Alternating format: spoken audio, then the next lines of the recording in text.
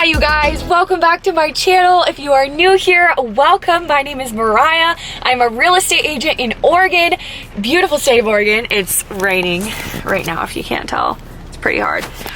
Yeah, it's Oregon. So anyways, I'm a real estate agent in the beautiful state of Oregon. If you haven't already, definitely hit the subscribe button and hit the little notification bell so you don't miss anything. I'm so glad that you're here. Today we're going to chat about 3 mistakes to avoid as a new real estate agent. So just going to set you guys right here. I have some notes in my phone and I'm just going to read off what I wrote to you guys.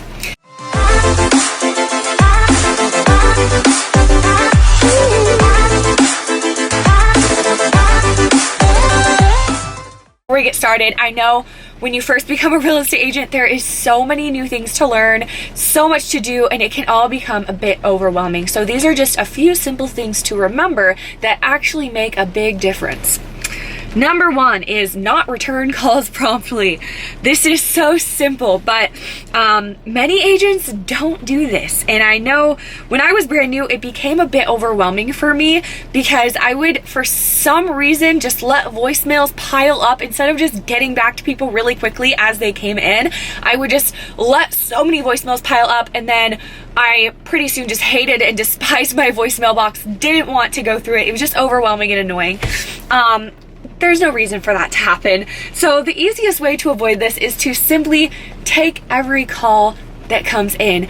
And if as soon as it comes in, and if you're in a position where you can't answer the phone for some reason, then be sure to call back within a few minutes. And if you're in a meeting or an appointment that's going to be, say more than a few minutes long before you can respond back to them, then send whoever called you a text. And just because what I've learned is people will really assume that you're ignoring them or you're not doing your job or whatever if you don't let them know, even if you're in an appointment or a meeting and you don't let them know that. So send whoever called you a text and say, hey, I'm in an appointment, I'll call you back in an hour or whenever you're going to be able to, and then make sure you call them back. Something, like I said, this is something so simple, but I learned this the hard way, and it's one of the little things that has made my life so much easier, just picking up the phone whenever calls come in, and if you can't, getting back within a few minutes.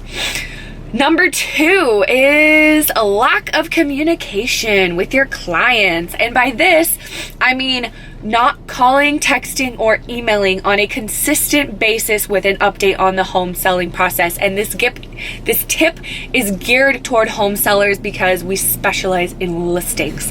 So during the first couple of years that I was in the business, I would pretty much only call my sellers if I had something to tell them. And I didn't want to call them weekly with an update because oftentimes I had no news to tell them. And it's kind of awkward to call them and be like, hey, so we've had no showings, and like, that's it. So I didn't want to call them because it seems kind of awkward at first to call when you really have nothing to say besides we had no activity on your home. But just simply calling and checking in, even if it's a super short conversation, regardless of if I have any kind of actual update to tell them or not, has left me with much happier clients than I had the first year when I was in the business. It's normally a short conversation, but they just want to know you didn't forget about them. What I've learned is that if a seller goes, a week or 2 without hearing from you at all, even if you have nothing to tell them, there is no update at all, they start assuming things. That's when things go wrong in relationships with our clients. For me, at least, that's when things would always go wrong in the past, is when they would go without hearing from me, even though on my end, everything's fine. So that's when they start assuming you're not doing your job, you're not working for them, you've forgotten all about them. So another really simple thing, but you'd be surprised how many agents actually don't do this, because the number 1 complaint I hear from expired listings, for example, when I'm going to list their home, is that their previous agent just never communicated with them, and they got the listing and then never heard from them again. So it's simple, but for some reason not a lot of people do it, but if you do it, it'll make your life so much easier. And consistent communication makes all the difference. Number 3, the last mistake that you want to avoid as a new agent is not being confident.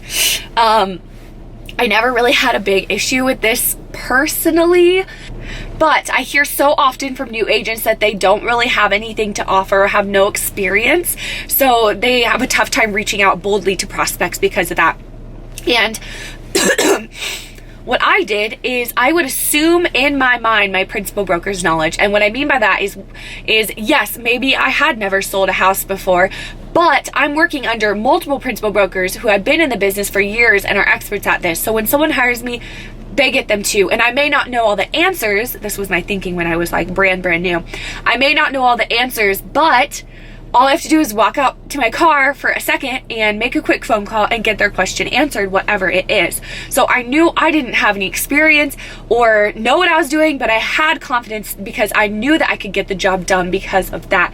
And at the end of the day, if you don't believe that you can get their home sold for them and that you are the best person for the job, they're not going to believe you either. That is it.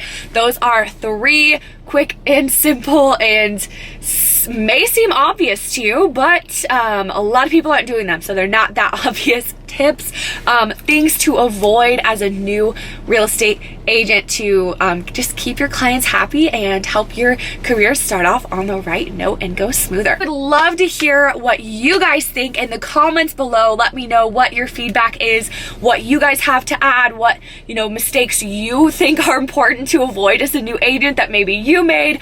Love chatting with you guys in the comments below. Be sure to hit the thumbs up if you got value from this video, and I will see you guys next time.